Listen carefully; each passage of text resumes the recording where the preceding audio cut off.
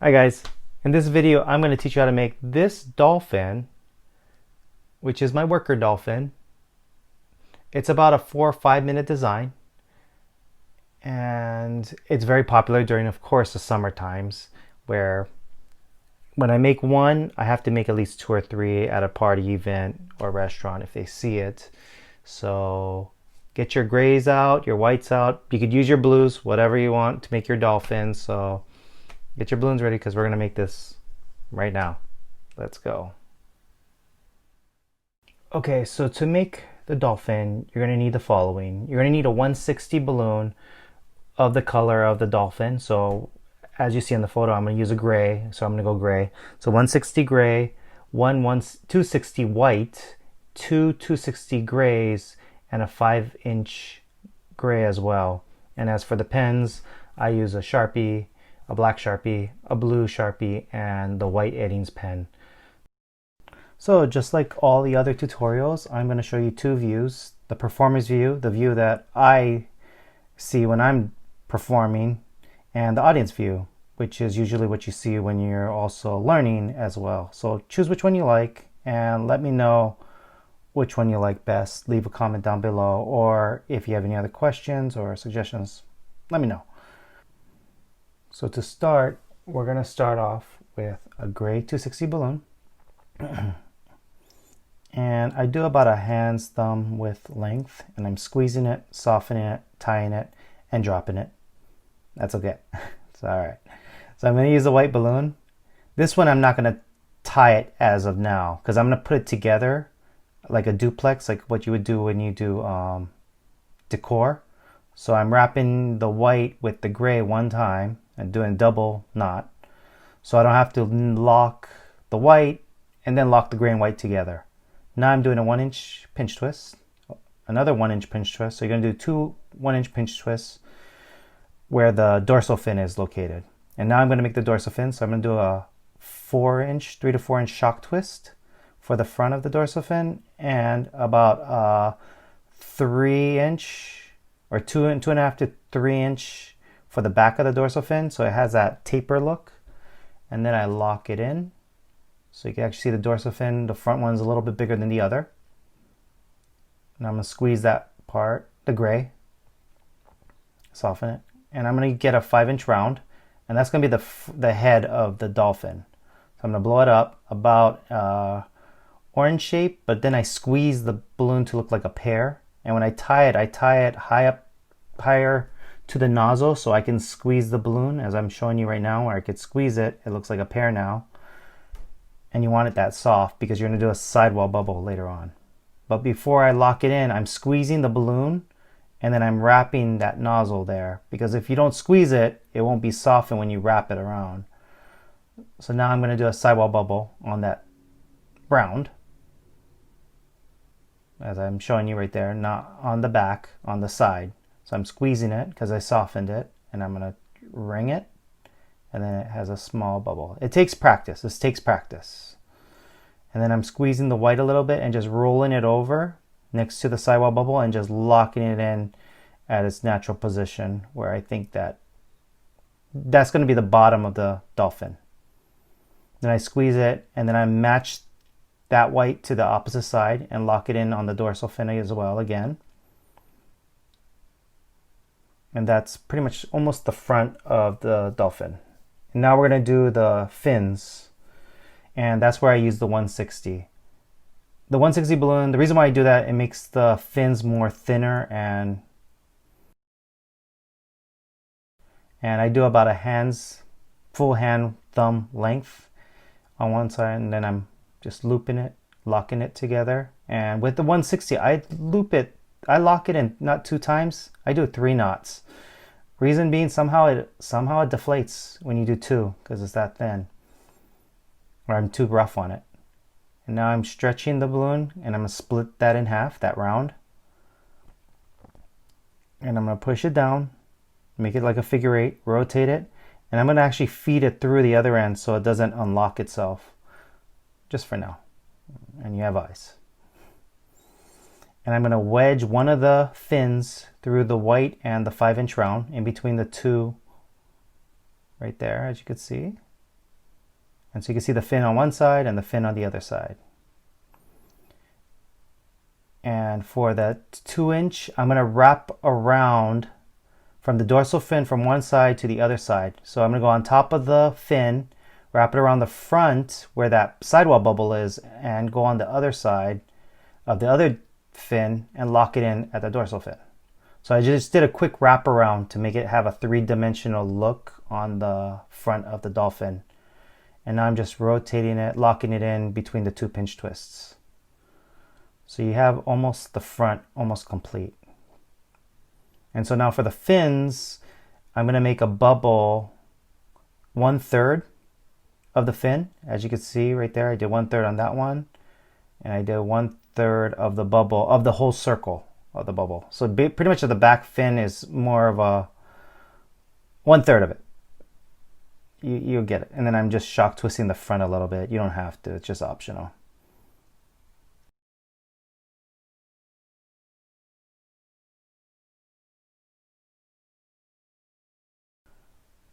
And now I'm going with a 260 balloon, blowing that up, softening it, hands thumb width length.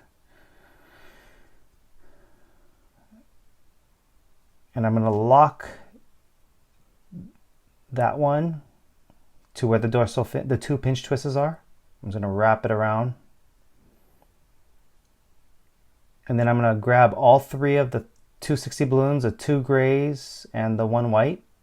And about 4 inches, I'm going to grab all 3 and lock them together. So it's like a 3 body roll. The small 260 gray, I made a 1-inch pinch twist on there. You can also do it the big one, it's your choice. But after you do that pinch twist, you can kill the white balloon. So that's what I did. I just killed the white balloon, destroyed it. I tied it just to make sure. You don't have to. You just wrap it real good on the pinch twist and feed it in between the 3 body roll that we created with the 3 260 balloons. And now I'm going to do the back fins. So I'm doing a 4 hands width length, and the back of it I'm going to do a 3 hands width. So 4 inches, 2.5 inches bubble. And I'm going to do the same thing, a 4 hand width and a 3 hand width length, and just rotate it over that pinch twist on the back end. And that one I'm going to kill, the last balloon, the small one, and I'm tying it and just shoving it in between that 3 body roll that we created. So for the last one, I like to do 2 pinch twists on the back of the tail just so that the back fin is more stable. But you can do 1 if you're in a hurry, but I feel like I have to do 2 pinch twists because what it'll do is it'll make the fins go sideways perfectly with the 2 pinch twists on the top and bottom. And what I'm going to do is I'm going to kill the balloon, but I'm going to save that piece. And so I'm squeezing it all the way to the very end, and I'm tying it. That's going to be the nose of the dolphin's nose. And the other side, because it was 2 pinch twists there, it actually didn't deflate the balloon. So now I'm just wrapping it around and shoving it in between the 3 body roll as well. Because if you have a pinch twist, this is a cool tip. If you have a pinch twist or 2 pinch twists and you just wrap it like a figure 8, you don't have to actually tie that end because the pinch twist actually kind of ties itself in some way. It's pretty cool. But now I'm adjusting it. And where the dorsal fin, the pinch twist where the dorsal fin is, I actually put it on the bottom of it as I'm showing you right now. But if I put it up top, it actually arches more. So you see that? I pushed the 2 pinches a little higher up above so I kind of have that L shape.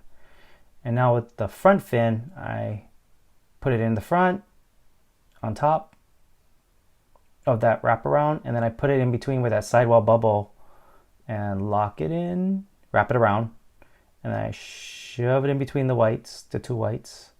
And I also hide that sidewall bubble now that I wrapped it around, it's locked in place, so it hides that. So it doesn't look like a tumor. And it is not a tumor.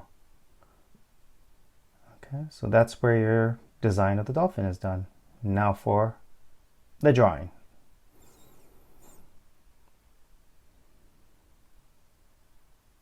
So I start off with my white eddings, and what I do is I make like like a window, size of a window. I make just a quick window, an easy window. So it's like a half oval, big half oval, as you can see on the performance view right now. Okay. And while it's drying, I'm going to grab the black eddings and I'm going to do the outline first while it's drying, so it doesn't damage my black pen while it's drying. So as you can see, I'm outlining the white, and around this time the white is actually dry, so I made an eyebrow too. I'm gonna do it the other side too. Hopefully you can see through the audience view. Okay, so I just outlined it, and then I'm gonna make an eye, a quarter of a moon, similar to the, and I think the performance review see it right here. This is what I'm going to do. So I'm just going to make an eye right there. And I'm going to draw it in. And that's good for now. You can end right there. But I always add, I got this far, so I'm going to keep going. So I'm going to use a blue pen, just outline, just a little outline there. Just a little outline around the black. It's a little salty. And then I grab back the white eddings. And those white eddings, you can go on top of Sharpies. That's what I like about the eddings. So I make a dot, big dot, and two small dots to have that look. And there you go. All right, guys. So now that we completed this dolphin, I'm gonna give you another cool tips like I normally do at the end. And what we're gonna talk about is spin-offs or concepts, ideas that when you create a design or you work on a design from other people, other colleagues of ours, you also create other ideas. You may come up with another idea off of a design, and the simplest way is just changing the color or changing certain parts of the design. So if I get rid of this guy and turned it all black, you can get something like this. So because I live in SoCal, we have a thing called SeaWorld down south, and Shamu used to be one of the most popular characters, and so I make this one. I used to make the white eye part where Shamu actually looks like, but I hated it. It didn't look good, and it would look just better without that, or this eye would work fine. So I would just do that same eye I do for my dolphin, or just do it in blank, but the kids would always want an eye, so they'll beg for an eye, so it sucks. So you have to do an eye no matter what. But I'll teach you another tip that you can do if you don't refuse to do eyes. I'll give you an out for it, a quick out. So, but also another spin-off that you can do is if you change all this.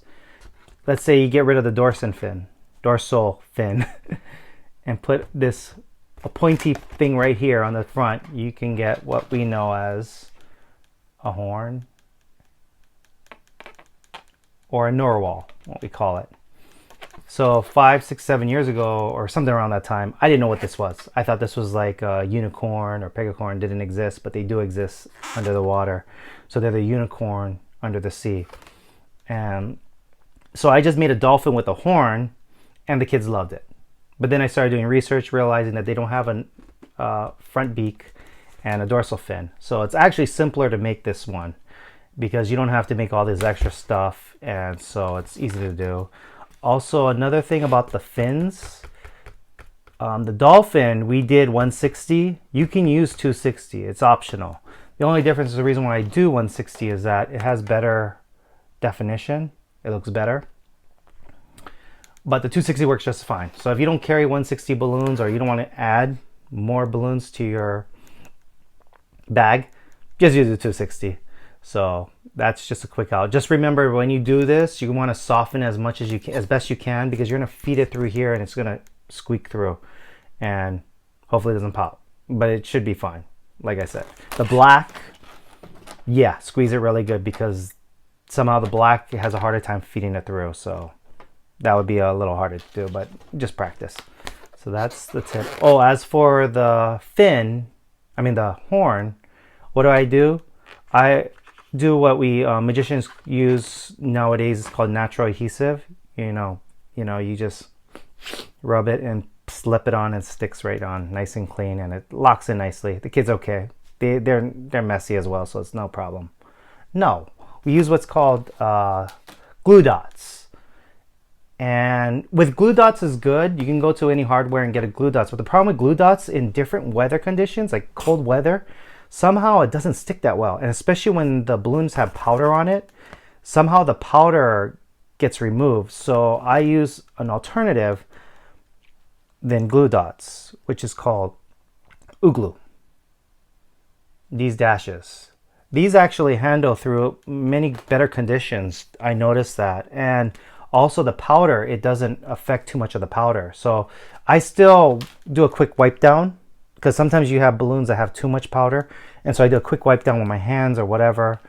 And I would actually use these UGLUs, and they stick really good. I never had a problem with these. I started using these like 3-4 years ago. And 3 years ago, 2-3 years ago, 2-3 years ago, and I love these guys, and I haven't changed them. I bought 12 of these packs, I think, and I still have I still down to 2 or 3 left of these, and I gave a few to some of my friends, and they, in each pack there's about 160 dashes. So yeah, you have enough for a good bang for your buck. And I'll put the links down below on where to get them. But if I find, I know I get them from some other people, so when I'll put it down. I just gotta do my research, juggle around and everything. So UGLU, that's the thing to go. So yeah.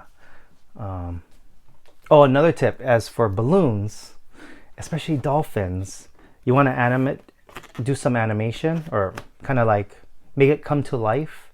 So I use sticks. So I actually do the animation at times. So that's something cool to do. It gives that effect of liveliness, you know, to do that. And with a stick, it actually does that. So all you're doing is rocking them up and down like how you would do. And the kids love it.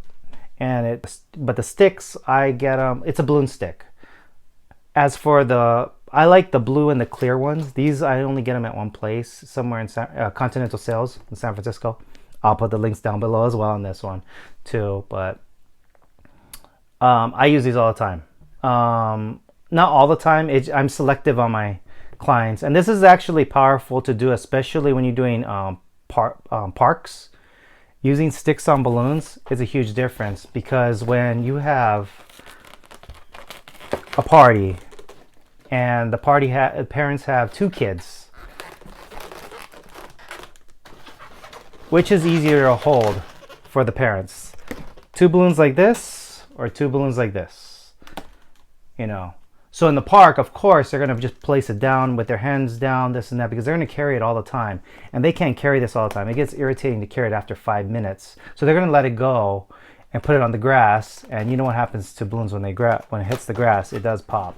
But with the stick, somehow they just have it naturally in their hands and they're just walking around with it. So it still may pop, but the fact that the longevity of these balloons lasting, having this instead of this at the end of the day, it makes your party a little more powerful, more memorable. And so that's a quick tip. So even though sticks cost money, it's good to have, especially for those clients. If you're doing worker designs, like quick, fast, bang, bang, bang, don't use sticks. So that's another tip.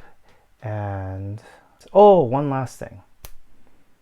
For if you don't know how to draw and you're bad at drawing, you don't want to draw, and you feel like it's going to be the reason why your balloons kind of taper down and whatnot, and you don't have the time to practice as of now. But practice, get there. It's not that hard. You just got to put the time into it and practice, and you'll get there. I trust me, you will, because basically it's mostly circles and boxes and all that, and all you got to do is practice that.